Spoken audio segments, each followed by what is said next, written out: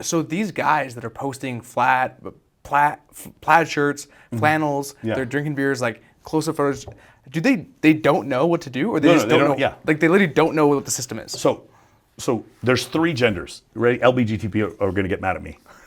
There's 3 genders. Ready? Here's the 3 genders: high status men, low status men, women. Those are the 3 genders. High status men and low status men have nothing to do with each other.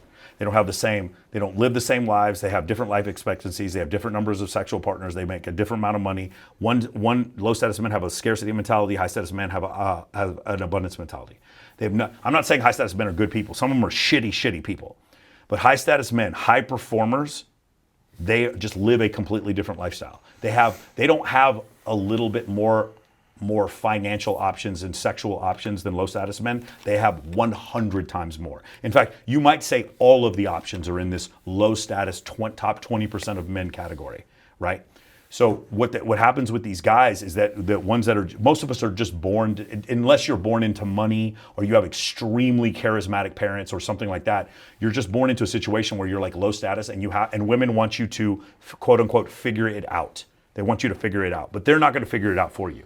You understand, if you and I were in Des Moines or some other city, Wichita, wherever, and we go out, there's some people out having fun, good-looking people are out having fun, having a blast. We're not invited though, because they don't know us.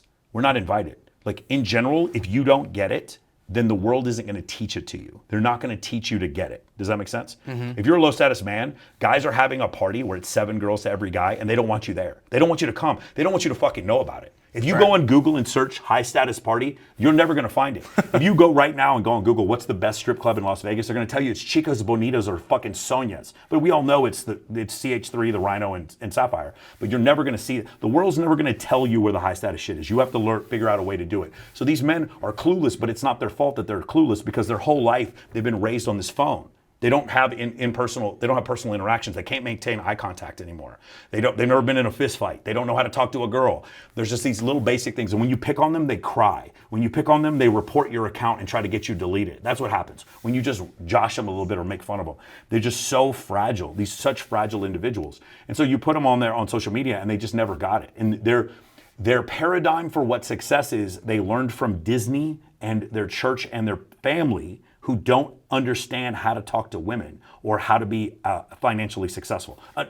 With some exceptions. If you have a father who was like an incredible entrepreneur and who was just a killer and just absolutely a killer sales guy, stuff like that. If you have somebody like that, for sure, that's a difference. But for most of us, that wasn't the case. Most of us, we got participation trophies. That kind of participation trophy lifestyle leads to men not knowing what to do on social media. Does that make sense? Yeah, it makes sense. Yeah. Thanks for checking out this short clip from the full podcast I did. If you want to see another clip, go ahead and click the link right here. Or if you want to see the full podcast, you can click the link right here and check it out.